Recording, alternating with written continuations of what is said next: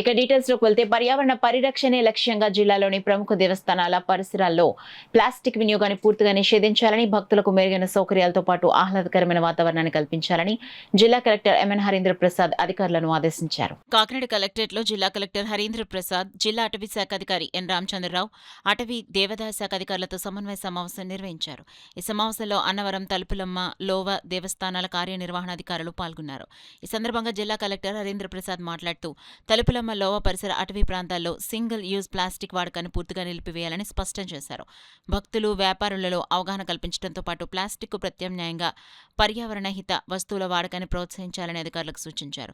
అలాగే అన్నవరం ఎకో పార్కును మరింత ఆకర్షణీయంగా తీర్చిదిద్దడం, పార్కులో పరిశుభ్రత మరియు హరితాభివృద్ధిని పెంపొందించడంపై సమగ్రంగా చర్చించారు.